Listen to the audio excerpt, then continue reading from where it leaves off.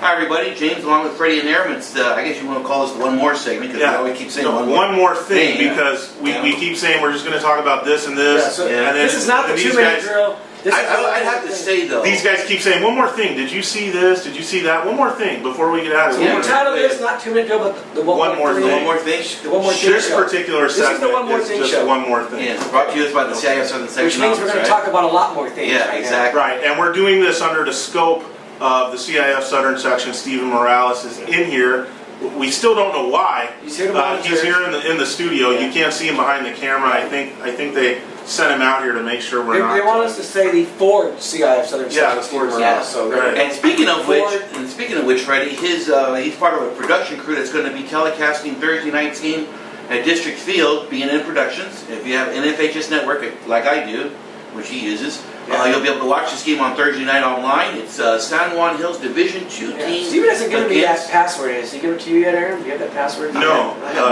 James gave me his. Yeah, if you want, pretty clutch. But at any rate, this is a big Thursday night game. Yes. Let's talk about this because obviously, you know, with every point that South Hills scores, the social media ratchet up gets like even tighter or higher and worse.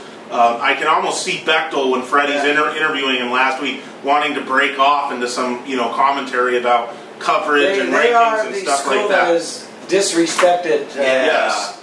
Yeah, they want to be the 49th ranked team in the division. They are in our top 10 now, and deservedly so. They're being slept on, Fred. Yeah, when you look at what they've done the first 2 weeks, you know the most impressive thing has been their defense. They have really hammered teams and made it hard. Last week at the district field, they were just thoroughly impressive, Aram. But this is the game. This week against San Juan Hills, I heard someone on the sidelines kind of whisper, if we beat San Juan Hills this week, we're going 10-0 in the regular season. Good luck with that. That's already assuming that that's a sign that they can go undefeated in the Hacienda League, which we know is going to be tough. But it's not unthinkable to believe that if they do win this game, that's possible the way that they're playing. Okay, let's get into this game though. This is a Division II team that's coming to town, San Juan Hills. This is going to be by far South Hills' toughest test to date. The two teams South Hills has beaten are combined 0-4. So there is a lot to prove. This is where we'll really see what they're made of. And I said if they win this game, then it's time to really go off. If they lose this game close, to me that's still sort of a win in itself. If they get blown out, then everything kind of gets reset until they play La Mirada the following week or until they play Miracosta, who just beat St. Francis. There's a lot of areas or situations where South Hills can prove itself. And this is the first one, not the first 2 weeks. San Juan Hills, if I'm wrong, they're 1-1, but this is a step down game for them. This is a team that normally plays. That's how they'll be looking some pretty tough upper division teams. Well, it's D2. It's Seaview League. Right. And then the one team, the last they have to is Orange Lutheran. They're pretty good. Orange Lutheran, Right. So here we go. I mean, this is another one of these good Thursday night games. Good luck to South Hills. I mean, if they can do this, then it really sends a message. This will be the one that we're all looking at for something loud. Real quick, I'm probably selling. I'm probably not taking South Hills this week. I'm not either. Probably was going to. What is going on? Oh my God! But I do is your phone blowing up? I do think South Hills is going to be one of the favorites when they get in the league. But I don't think they win this game on Thursday I don't think night. so either. I think this was one of those La Mirada type games where they wanted to schedule up to see where they're at, and they'll find out where they're at. It just won't be good enough to win. Friday night, probably good games on Friday. And one game that I'm really happy that these two teams are playing each other just from a parochial point of view. Damien is playing at St. Francis. Boys against boys. Yeah, and Aaron, I don't have a feel for Damien, and I really don't have a feel for St. Francis because... If you asked me about this game after week 0 when Glendora kind of, really took Damien to task and St. Francis hadn't played a game yet, there's all this expectation. I'd have said St. Francis is probably going to run all over them, but you look at St. Francis losing last week to a team they should have beaten, you see Damien, the way they bounced back. This could be a really good game on Friday. Yeah, and Darius Carantes was accounted for 300 yards of total offense. I'm only chuckling because I saw, what I've seen on various videos and stuff online about that St. Francis loss in the South Bay where they should never play again. The Miracosta is. I don't know how the hell they lost to that team. I really don't. So And I'm sure Jim Bonds and his staff are sitting there kind of wondering the same thing. That was a team I think they worked over pretty good last year. My only thing is that weird things happen to St. Francis when they play in the South Bay. So having said that, I think you're going to get, and this is bad news for Damien, a markedly better St. Francis team, who we have to remember, yeah, they've got good skill guys back at QB and running back, but they're breaking in a lot of faces elsewhere. There were a lot of mistakes last week. I don't think that happens against Damien, and that's bad news, because if St. Francis can get rolling in this game a little bit, I think it could get away from Damien. I agree with you, Aaron. St. Francis coming off that loss last week, and now in their home opener, I just think they're going to be hungry. They're going to take it out on Damien. It's an interesting couple of weeks for Damien. They play St. Francis Friday. Next week they play Charter Oak. Jermaine Barner, 240 yards rushing last week for Damien. I just don't have a feel for this game. I'm going to abstain here because I just don't have a feel for this game, so to speak. One more thing. And another game that's Friday, and this game I'm going to go to, which I wasn't going to go to at first, but I am now. I'm really looking forward to this game. San Marino is at El Monte. One of the underrated games of the week. And there's no question. And we're going to find out, Aram, at the end of the night, how good this Devon Booth kid is from El Monte. It's not just Devon Booth. They have a trio of running backs. The kid that transferred over from Paramount, Abel Cueva, is a guy who rushed for 1,100 yards last year. They've absolutely... For El Monte. He's at El Monte last year, And they absolutely... And then they have the kid from Paramount. Yep. And then they have Booth. Right. And Booth is a kid transferred from Las Vegas who... Really an unknown. He didn't even play high school football his first 2 years while he was in Las Vegas, and he's a story that at some point we need to share. Right. But hey, look, they absolutely destroyed South Pasadena last week. They looked great in their opener. They're ranked number 4 in Division 13, and Aaron and I were kind of talking yesterday. This is the kind of team that's scary. Did they compete with San Marino? If they beat San Marino on Friday, which I'm not sure if they can. They're the number 1 team in Division 13 to me. I know Alhambra, for whatever reason, after going 5-6 last year, they made them the number 1 team in Division 13 over teams like El Monte. No, man. Over teams like who's not Ganesha. They have maybe the best Division 13 runner in Irby. They're not even ranked. And you got Alhambra number 1 in that division. Look, man. Mind-boggling. They're playing Temple City, which is another pushover this week. They play nobody in the number 1. While these teams like El Monte are impressive, while Ganesha's impressive, you've got Rosemead, who's undefeated, Gabrielino's 2-0, and here Alhambra's number 1. Freddie's unbelievable. A lot of things out there, so we're going to have to take this apart. You can unwrap it, pack it, do whatever you want. Yeah, shocker. Moving back to El Monte. This is Coach Jesse Cenaceros, who made a name for himself with what he did at Norwalk. Okay, and everybody remembers that a few years ago, that Norwalk team that was a last-second play and score by a miracle play by Frankie Palmer of Lucerne away from winning a CIF championship. But Lucerne got that. That team had Rashad Penny, who ran wild, beat a very good Muir team in the semifinals. That's the Jesse Cenaceros we're talking about. That's his wild wing T offense. And guess who appears to be playing the Rashad Penny role? That's Devon Booth. So this is a very, very interesting matchup, because San Marino was a team that was running the wing T the last couple years, I want to say. So they have more knowledge of it, defending it, because they used to see it every day in practice for the last 2 years. Yeah. So San Marino has a little edge in that sense, that they're not going to see anything they haven't really seen recently before.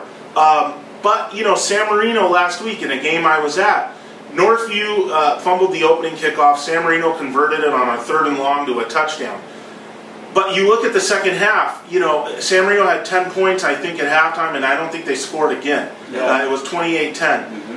Northview just defensively shut them down. And if San Marino doesn't get that opening kickoff fumble and convert that to a touchdown, then what's the score? So San Marino, they're going to have a little edge on defense, and I think they're going to be able to do whatever they want against El Monte on offense. That's where this game, I think, El Monte hasn't given up. Yeah, they gave up 30-something in the opener. Baldwin Park. Yeah, the Baldwin Park, yeah. And I think San Marino's going to get theirs. The question is, can El Monte keep the ball like Cenaceros likes to do and play keep away by using their offense? Your Saturday morning quarterback, this might be the kind of telling league game, depending on how it shapes up. If El Monte somehow beats San Marino, watch out. Okay. That's. Okay. I'm on record. I was telling Aaron yesterday, I think the Mission Valley League is better than the Rio Hondo League. I don't agree with that at all, but I don't think El Monte's being San Marino. But let's get into all the things you said about D13. Alhambra was a team last year that showed some signs. I know 5 you and said 6, 5 and 6, but they showed some signs. And I think they are a legitimate contender in that division. We'll find out this week. I know they're going to be favored against my Temple City Rams. And, I know Temple City struggled in recent years. Big win over Keppel last week. Yeah, big win over Keppel. We take them where we can get them. But let's just say this. Temple City has improved also. They're a team that under Riley Saxon that's coming along. The program's getting built up a little bit. This is, I don't think, a pushover game for Alhambra. Come on, Fred. That's the Temple City fan club. And then you mentioned the rest of the Rosemead is another D13 contender. Don't forget about Castaneda, the coach there, and all the big talk last year that blew up in his face. But this year he's quietly taking care of business. They're off to a 2-0 start. This is going to be a very easy D13, and it's a conversation you and I had yesterday on the phone. El Monte or Rosemead, and they're going to play on September 14th. If we're just going to assume that Arroyo is going to win the league, which isn't really a safe assumption yet, one of these two teams needs to finish second, because if they can just get into those D13 playoffs, those teams have a chance to make a run. We've learned over the years that you've got to finish first or second to get the D13 playoffs. Right, because there's so many teams. Had that undefeated team through 8 games 2 years ago. They lost their last 2 and they missed the playoffs. Right. And it's not just assuming Arroyo again takes it, like you said, that's still an assumption. Right. You also got Gabrielino, who's 2-0 in that. Yes, but they've played absolutely nobody. Yeah. But going back to Alhambra, only one of those 3 teams is probably going to make the D13. Alhambra's in the Almont League, and we've seen Sure is sputtering with the transfer problems. And if this is the Sure team we're going to get every week, then Alhambra's definitely got a shot there. And Montebello's down compared to recent years. So there's an opening there for Alhambra to maybe win the league, if not get into the playoffs with a second place finish. So I don't have any problem with them being number 1. They have one of the easiest non-league Division 13 schedules that 82 schools. And La Puente is going to play Rosemead, I think, coming up too. And I think Rosemead's that's this week, isn't it? Here, I'll verify that. And as you're verifying that, 82 schools in Division 13. Yeah, that's why second place. First or second. Third place ain't going to get you there. Rosemead plays La Puente at La Puente. They're both 2-0. And I've heard a lot of people say that La Puente is going to take Rosemead apart. Give them a real dose of reality. But remember, Rosemead's only allowed 7 points through 8 quarters this year. That's another really good D13 game. Don't forget about La Puente as a contender in D13. And it's nice to see these teams, Aaron, this is what, whether you like or don't like what CIF did with their playoff divisions. I like it. This is what it created for teams like this, like La Puente, like Rosemead. We're going to be talking to them long into the season about them. That have chances to do something, whereas if they were in the old divisions, if this was the Mid-Valley and they had to run up against, the Northviews or the Paracletes, like some of those teams did in the past, it wasn't going to happen. So this might be one of the best divisions to watch this year. Oh, for sure. Because especially those teams are locally, having some early season success. But the Mission Valley League's not better than the Rio Hondo. It is. Yeah, I said you'll start realizing that. Arroyo's probably better than Monrovia. No. We'll find out where El Monte San Marino is this week, and then I think the rest of the Mission Valley League, when you talk about Rosemead, Gabrielino is better than the rest. There you may have a point. The Rio Hondo League. Yeah, because La Cañada's down, and Blair, I don't even know what they're doing. South Pasadena, we just saw El Monte. South Pasadena. So don't tell me that it's not true. It's not because true. It could very well be true. Arroyo is better than And you keep overlooking Temple City, who I got El Monte to beat San Marino. I know Riley Saxon. El Monte over San Marino. Riley Saxon's going to do a good job. El Monte over San Marino. And TC has some upside. We'll see what they're made of. That's a game that I might pop out to this week, Alhambra and TC. This is, we're going to find out how great Devon Booth really is this week. I can't wait. This kid's the real deal. I can't wait. And he's a junior, and so is Covina. They're both juniors. Yeah, 2 years worth. We were kind of just hashing out the schedule yesterday. I was kind of excited. Like, hey, it's going to be... Come on, anything else you got? One more thing? Yeah, Whittier versus San Dimas. Oh, this could be another one of the games of the week. I think we've got one of these teams are ranked number 5 in... Look at the divisions. They're both... San Dimas is number 6. in Division 8. Right. And Whittier is number 5 in Division 10. And you have Whittier ahead of San Dimas in your rankings. Yes, because Whittier is 2-0 against Orange County. They beat Sonora, who or the Freeway League. The Freeway League. They beat 2 Freeway Leagues, and they beat Wayne Park. Huh? Wayne Park. No. Last week they didn't beat Winter Park. Who did they beat last week? Fullerton. Fullerton. Well, that's our buddy who went down there. And that's a pretty good beat win. Santa Fe in the first week, that's a and they pretty beat them good pretty good. Whittier's 21-0 skunk. And you got San Dimas, who did play the first week and rolled up 500 yards of offense.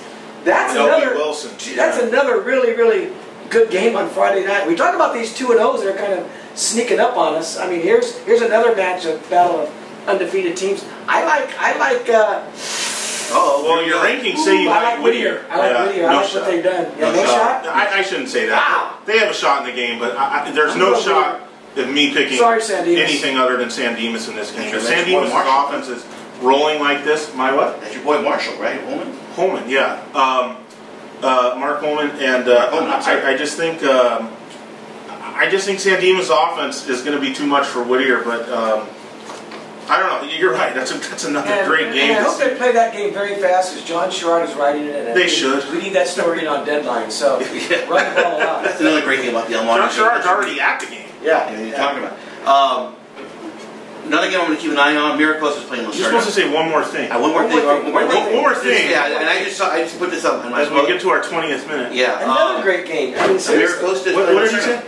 Oh yeah, Miracles. Right after Miracles to beat St. Francis. Who you got, Aaron? I'm going to go with Lucerne. So do I. Who last week? Last week we had some very cool Lucerne fans tweeting us pictures of how they do it right down there, because I had said somebody does it right, and then they said Lucerne does it right. It looked like they were having a great time. So yeah, I'm going to go with Lucerne. I got some interesting tweets from Lucerne people who couldn't believe I had Los Altos ranked ahead of them, and even argued St. Paul. They feel like through the first 2 weeks, they should be the number 2 team behind Bishop Amata for Bishop Amata number 1. And maybe they have a good argument. I didn't really have a good response, because you can make that argument for Lucerne. Historically, they've been really good. Yes. They're off to a good start. They play better teams traditionally. And we're going to find out this week. We'll find out. We'll find out this week. One more thing. Quick take from Friday last week. Quick take from last week that kind of, besides the obvious, maybe something that you've been wanting, you were holding back on? I'm trying to think back to my column. I don't know. I guess it would just be going back to St. Paul. Them kind of announcing that they're back or very close to being back.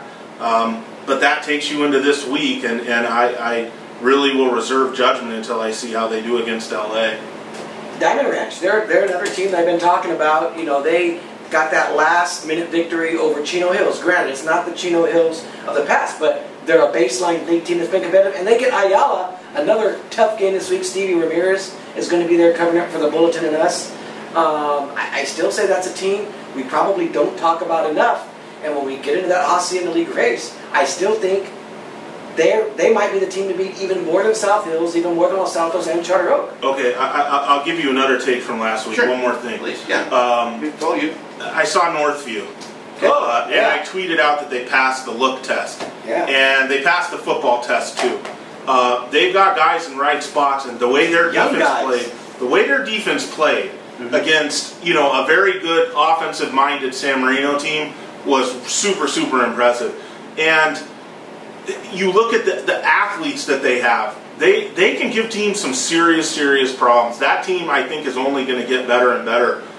And that Valle Vista League, you talk about a serious league. Covina, San Dimas, Northview, wow. Yeah, early in the season when I did the rankings, and I was talking to a Northview, I don't know if he was a parent fan or what it was, and we talked about Covina, and he says, no, Northview's going to beat Covina this year, and I came back, with just 2 words, They can match up. Yeah, athletically. He was saying defensively, you're underestimated. Our defense is better than last year. They really. We played Covina pretty good last year defensively, so I think they're right. I may have gotten that wrong. You look at what they did to San Marino, and these are young guys that are young guys from Pasadena, by the way. Yeah, young guys from Pasadena. No, I'm right. I know you're right. They got some talent. And by the way, Northview will not be. Covina sort of is Pasadena. Yeah. At the end of the day. And Northview will not be with their coach Marcel. He's appealing. CIF Southern Section is here. Any word on whether he's going to be able to play on Friday night? There's no comment from that. There's no comment. There's no comment. No. How about the shirt transfers? Are they going to be? No comment on that either. You want to talk about that quickly? You've been wanting to talk about it, so go ahead and go. Who, me? Yeah. I didn't know that I was wanting to talk about it. Yeah, but one more thing, you know. I think it's very scary, you know, how Scher's season is totally going down the tubes with this thing. You'd have thought that you know, these are guys, you know, transfers you get in are just simply gravy. They make what you already have, you know, and take it to the next level. And Scher has always been good with what it already has. But now I'm wondering, you know, how bad is what they already have, because they haven't been close, you know, these first 2 weeks.